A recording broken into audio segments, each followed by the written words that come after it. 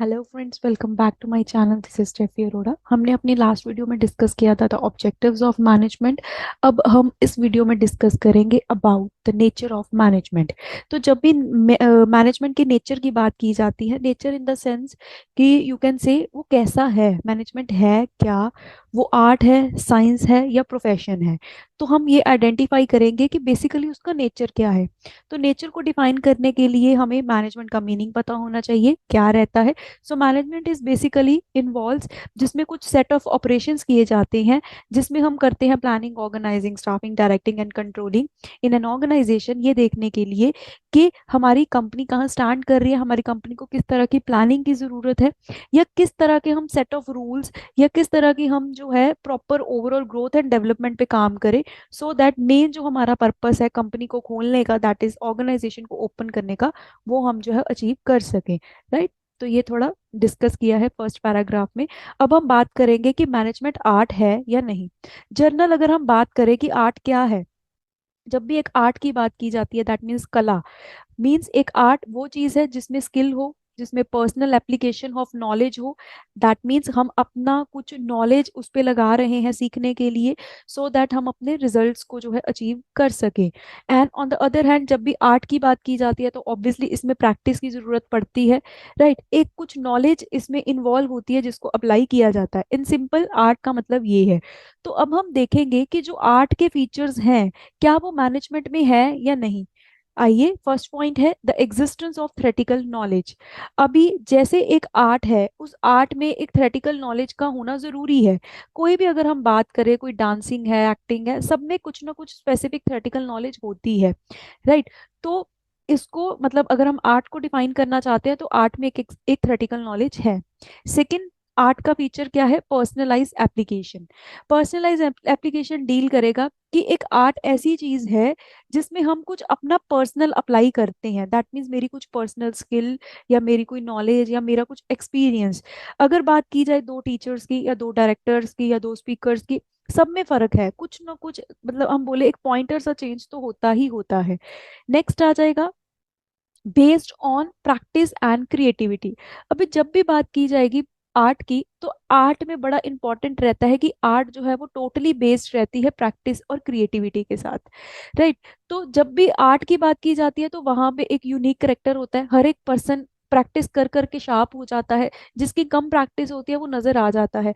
मतलब अगर हम किसी भी कला को सीखना चाहते हैं तो उसमें क्रिएटिविटी भी होती है, मतलब कुछ नयापन, कुछ इनोवेटिव एंड प्रैक्टिस की भी जरूरत पड़ती है। राइट। तो ये तीन मेन कैरेक्टरिस्टिक्स हैं आर्ट को डिफाइन करने के लिए। अब हम देखेंगे कि आर्ट के जितने भी फीचर्स हैं वो मैनेजमेंट में अप्लाई होते हैं या नहीं होते। राइट। तो अभी हमने फर्स्ट बात की थी एग्जिस्टेंस ऑफ थ्रेटिकल नॉलेज की। जैसे आर्ट में थ्रेटिकल नॉलेज की जरूरत पड़ती है, in the same way management में भी जो है नॉलेज लगती है, थ्रेटिकल नॉलेज इन्वॉल्व होती ही होती है। राइट। देन नेक्स्ट उसके बाद हमने सेकेंड फीचर किया था आर्ट का पर्सनलाइज एप्लीकेशन, मतलब अपने खुद के एक्सपीरियंसेस के बेसिस पे जो है नॉलेज को अप्लाई करना। देन इसमें थर्ड आ जाएगा कि पर्सनलाइज एप्लीकेशन होती है या नहीं होती आर्ट्स में। इसमें हम फर्स्ट देखेंगे, ये थर्ड पॉइंट में एक्सप्लेन किया हुआ है। जैसे आर्ट को करने का एक तरीका है, वैसे मैनेजर का भी अपना तरीका है मैनेज करने का। कोई पोलाइटली मैनेज करता है कई चीजों को, कई थोड़ा रूडली करते हैं। तो इन द सेम वे जैसे आर्ट को करना एक स्किल है, मतलब कोई भी कला, गाना, डांस करना या पेंटिंग करना, ये पर्सन टू पर्सन डिफर करता है और एक पर्सन अपनी स्किल के अकॉर्डिंग करता है। इन द सेम वे जब मैनेजमेंट की जाती है तो मैनेजमेंट भी पर्सन टू पर्सन डिफर करती है कि किस स्किल की जरूरत पड़ेगी। देन नेक्स्ट, जैसे आर्ट में हम क्रिएटिविटी और प्रैक्टिस की बात करते हैं, इन द सेम वे मैनेजमेंट में भी जो है कुछ ना कुछ क्रिएटिव होना चाहिए। ठीक है। मैनेजर कैसे अपना काम करवा रहा है, या कैसे जो है अपने इनोवेटिव आइडियाज को लेके आ रहा है एक टीम को मैनेज करने के लिए या ऑर्गेनाइजेशन को मैनेज करने के लिए। तो ये भी मैनेजर टू मैनेजर डिफर करता है और इसकी इन्वॉल्वमेंट मैनेजमेंट में होती है। तो अगर हम तीन चीजों की बात करें, एक आर्ट में थ्रेटिकल नॉलेज चाहिए होती है जो कि मैनेजमेंट में भी चाहिए। राइट। अभी आर्ट में क्रिएटिविटी और इनोवेशन चाहिए, वो मैनेजमेंट में भी चाहिए।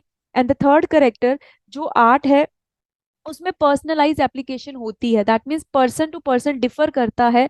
पर्सन अपनी स्किल्स नॉलेज को लगाएगा प्रैक्टिस करने के, सॉरी, मैनेजमेंट करने के लिए। जैसे आर्ट को प्रैक्टिस करने के लिए हमें चाहिए होते हैं, वैसे ही मैनेजमेंट के लिए भी ये चीज़ चाहिए होगी। तो इन शॉर्ट हम ये बोल सकते हैं कि जितने भी आर्ट के करेक्टरिस्टिक्स हैं वो सारे के सारे मैनेजमेंट में हैं। देयरफॉर हम ये कंक्लूड कर सकते हैं कि जो मैनेजमेंट है वो आर्ट है। और या हम ये भी बोल सकते हैं कि आर्ट जो है वो मैनेजमेंट में चाहिए होती है, और मैनेजमेंट को एज एन आर्ट हम डिफाइन कर सकते हैं। Right. Then next in the same way आ जाएगा मैनेजमेंट एज साइंस। साइंस का मतलब क्या होता है? एक systematic body of knowledge, means जिसमें कुछ प्रैक्टिस की जरूरत है, कुछ एक्सपेरिमेंट्स होते हैं, कॉज इफेक्ट रिलेशन देखा जाता है। तो पहले हम देखेंगे कि साइंस के कौन कौन से फीचर्स हैं, देन हम ये इवेलुएट करेंगे कि क्या साइंस के सारे फीचर्स मैनेजमेंट में आते हैं या नहीं। So first is first feature है सिस्टमैटिक बॉडी ऑफ नॉलेज। अभी जब भी साइंस की बात की जाती है तो एक सिस्टमैटिक बॉडी ऑफ नॉलेज होती है। राइट। जैसे अगर हम बात करें law of gravity, law of motion, right, ये सारे लॉ एक नॉलेज के थ्रू या एक एक्सपेरिमेंट प्रिंसिपल्स के बेस्ड पे या रिलेशनशिप के बेस्ड पे फॉर्म हुए हैं। राइट। ये साइंस में इन्वॉल्व होता है। सो सेकंड साइंस का फीचर है द एक्सपेरिमेंट्स। अगर हम साइंस में कहीं कहीं पे भी कोई स्टडी करते हैं तो वी नो कि वो एक एक्सपेरिमेंट्स के थ्रू टेस्ट होके ही हो पाता है। पहले उसकी टेस्टिंग होती है, उसके बाद वो साइंस का एक कंसेप्ट फॉर्म होता है, मतलब हम ऑब्जर्व करते हैं, टेस्ट करते हैं। सो थर्ड आ जाएगा यूनिवर्सल वैलिडिटी। मींस अगर साइंस का कोई भी फीचर है या साइंस का कोई भी प्रिंसिपल कंसेप्ट है वो यूनिवर्सल एप्लीकेबल है। जैसे H2O वाटर बोला जाता है तो वो हर जगह H2O वाटर ही बोला जाएगा। सो साइंस के कुछ कंसेप्ट ऐसे होते हैं। सो जब साइंस की बात की जाएगी तो ये तीन फीचर्स हमारे साइंस के हैं। अब हम चेक करेंगे क्या ये सारे फीचर्स मैनेजमेंट में है या नहीं। सो फर्स्ट फीचर था the systematic body of knowledge science में होती है। राइट। तो हम देखते हैं कि जब भी मैनेजमेंट की भी बात की जाएगी तो मैनेजमेंट में भी एक प्रॉपर जो है सिस्टमैटिक बॉडी ऑफ नॉलेज होती है। राइट। काफी उसमें कंसेप्ट्स हैं। जैसे हम बात करें अगर मैनेजमेंट को पढ़ना है तो हमें देखना पड़ता है प्लानिंग क्या है, ऑर्गेनाइजिंग क्या है, उनकी फर्दर थ्योरीज क्या है, तो वो सब एप्लीकेबल हो रही हैं। राइट। तो जैसे साइंस में एक सिस्टमैटिक एक नॉलेज की जरूरत पड़ती है थ्योरीज प्रिंसिपल को डेवलप करने के लिए, वैसे भी मैनेजमेंट में भी जरूरत पड़ती है हमारे प्रिंसिपल्स एंड नॉलेज को इवॉल्व करने के लिए कुछ सिस्टमैटिक बॉडी ऑफ नॉलेज होने की। नेक्स्ट बात करेंगे कि जैसे अभी हमने बात किया कि साइंस में जो है एक्सपेरिमेंट्स की जरूरत पड़ती है, ऑब्जर्वेशन की जरूरत पड़ती है। तो मैनेजमेंट में भी कई कई हद तक हम ये देखते हैं, किसी हद तक ये चीज है कि कुछ ना कुछ हम एक्सपेरिमेंट्स देखते हैं, कुछ ऑब्जर्वेशंस हैं, हम लोगों को या अपने पर्सोनल्स को इवेलुएट करते हैं, चेक करते हैं कि वो कैसा काम करते हैं, ह्यूमन बींग्स का क्या नेचर है। राइट। बट अगर हम बात करें कि जो ये एक्सपेरिमेंट किए जाते हैं मैनेजमेंट में ह्यूमन बींग्स के साथ, ये जो एक्सपेरिमेंट है वो इतनी एक्यूरेटली नहीं हो पाते जितना साइंस में होते हैं। मतलब जिस एक्यूरेसी के साथ एक्सपेरिमेंट साइंस में किए जाते हैं उन एक्यूरेसी को नहीं इतना हम अडाप्ट कर पा रहे अभी मैनेजमेंट में। एंड जैसे अभी यहाँ पे इन्होंने एक एग्जाम्पल भी दी हुई है, टाइप ऑफ एक कंसेप्ट ही बताया है। जैसे F.W. टेलर ने जो है साइंटिफिक जो है मैनेजमेंट के कुछ प्रिंसिपल्स दिए हैं, तो अभी इन पे थोड़ा चल रहा है या कुछ प्रिंसिपल्स आए हैं, बट अभी इन एग्जैक्ट है ये। हम पूरा टोटली नहीं बोल सकते कि यहाँ पे एक्सपेरिमेंट्स हैं या बात करें एक्सपेरिमेंट्स या ऑब्जर्वेशंस की। सो ये अभी इनएग्जैक्ट है। देन थर्ड अब हम बात करेंगे कि जो भी साइंस के प्रिंसिपल्स हैं that are universal applicable. But अगर हम बात करें मैनेजमेंट के प्रिंसिपल्स की तो मैनेजमेंट के जितने भी प्रिंसिपल हैं वो अभी यूनिवर्सल एप्लीकेबल नहीं हो पा रहे साइंस की तरह, क्योंकि इनकी techniques and all person to person country to country differ चल रही है। बहुत तरह के मैनेजर्स हैं और हर एक तरह का मैनेजर जो है अपनी तरह से अपनी एक्टिविटीज को करते हैं। तो यहाँ पे भी अभी हम यही बोलेंगे कि जो प्रिंसिपल्स हैं वो यूनिवर्सल वैलिड नहीं है अभी मैनेजमेंट के। तो इन द वे हम ये देख सकते हैं कि सिस्टमैटिक बॉडी ऑफ नॉलेज है, एक्सपेरिमेंट्स उतनी एक्यूरेसी से नहीं हो रहे मैनेजमेंट में। And the third one is universal valid भी नहीं है अभी इसके प्रिंसिपल्स कंसेप्ट्स या थ्योरीज। तो इन शॉर्ट हम ये बोल सकते हैं जो साइंस है मैनेजमेंट को अगर हम साइंस बोलना चाहे तो अभी हम इतना नहीं बोल पाएंगे, क्योंकि इसके कुछ फीचर्स ही साइंस के मैनेजमेंट में इवॉल्व होते हैं। राइट। तो ये mutually they are exclusive, management as an art and science are therefore not mutually exclusive but they are complement to each other. Okay. तो हम ये बोल सकते हैं कि अभी जो मैनेजमेंट है वो इन एग्जैक्ट अभी साइंस है, टोटली नहीं है। राइट। तो अभी नेचर का तीसरा पॉइंट हमारा आ जाएगा management as an profession. So profession में अब बात करेंगे कि मैनेजमेंट एक प्रोफेशन माना गया या नहीं। बट जनरल अगर हम बात करें किसी भी प्रोफेशन की, तो एक प्रोफेशन में क्या कुछ होता है, एक well defined body of knowledge, proper ethics rules regulations होते हैं, एक सिस्टमैटिक बॉडी उसको रूल कर रही होती है। तो अभी चेक किया जाएगा कि जो भी प्रोफेशन के फीचर्स हैं क्या वो मैनेजमेंट के फीचर्स हैं या नहीं। सो फर्स्ट ऑफ ऑल हम देखेंगे कि प्रोफेशन का क्या करेक्टर है। First point is well defined body of knowledge. अभी अगर किसी भी प्रोफेशन की बात की जाए, चाहे वो डॉक्टर है या टीचर है, उनमें एक well defined body of knowledge involve हो रही है।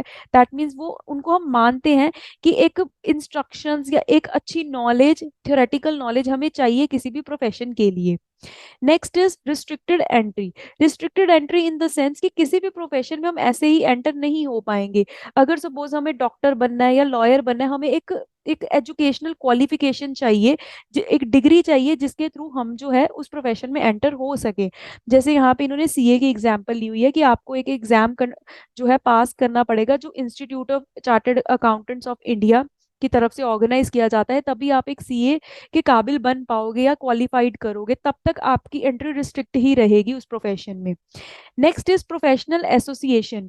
मींस अगर हम बात करें किसी भी प्रोफेशन की, तो हर एक प्रोफेशन को जो है एक प्रोफेशनल एसोसिएशन डील करती है, राइट, जो आपको एक सर्टिफिकेट देगी, आपको प्रैक्टिस का सारा बताएगी कि कैसे आप इस प्रोफेशन में एंटर हो सकते हो, चाहे वो डॉक्टर की डिग्री है, या अभी मैंने ये बताया that institute of chartered accountant of India, CA के लिए ये इंस्टीट्यूट या ये एसोसिएशन डील करती है।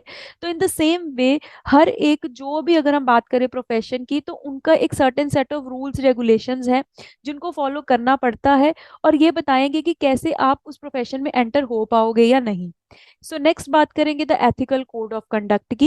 Ethical code of conduct means, ethics means जहां पे आपको सही गलत की पहचान बताई जाएगी। कोड ऑफ कंडक्ट आप बोल सकते हो काम करने का तरीका, या ऐसा कुछ रूल्स जिससे आपको ये पता चलेगा कि आप एक प्रोफेशन में एंटर हो सकते हो या नहीं। सो किसी भी प्रोफेशन में अगर हमने एंटर होना है, तो ये बहुत जरूरी रहता है कि वहाँ की एथिकल प्रैक्टिस हमें पता हो, राइट। जैसे कोई डॉक्टर है, डॉक्टर को कैसे लोगों के साथ बिहेव करना है या कैसे अपने पेशेंट्स को डील करना है, टीचर को कैसे बात करना है, अपने स्टूडेंट्स के साथ कैसे डील करना है, या किन सेट ऑफ बाउंड्रीज में रहना है, ये एथिकल कोड ऑफ कंडक्ट हमें बताता है, और ये हर एक प्रोफेशन में जरूरी है। And the last most importance is service motive. अभी जो भी प्रोफेशन है, चाहे हम टीचर की बात करें, डॉक्टर की बात करें, मेनली उनका मेन मोटिव ही रहता है सर्विस। मीन्स लोगों का भला करना, एक सर्विस प्रोवाइड करना, ठीक है। तो ये हमारा लास्ट फीचर है प्रोफेशन का। अभी हम चेक करेंगे क्या प्रोफेशन के फीचर्स जो हैं वो मैनेजमेंट में इन्वॉल्व होंगे या नहीं। अभी एक एक करके हम चेक करेंगे। फर्स्ट है well defined body of knowledge. Well defined एक systematic body of knowledge profession में चाहिए ही होती है, राइट। तभी एक जो है आप बोल सकते हो कि एक प्रोफेशन को माना जाएगा, ठीक है। मतलब आपको डिफरेंट कॉलेजेस या इंस्टीट्यूट में अपना एडमिशन लेके एक पर्टिकुलर जो है आप क्वालिफिकेशन या नॉलेज लेते हैं, राइट। देन नेक्स्ट आ जाएगा, जैसे एक प्रोफेशन में एंट्री रिस्ट्रिक्टेड है, वैसे ही जब मैनेजर की बात की जाएगी तो अभी इतनी एंट्री रिस्ट्रिक्ट नहीं है।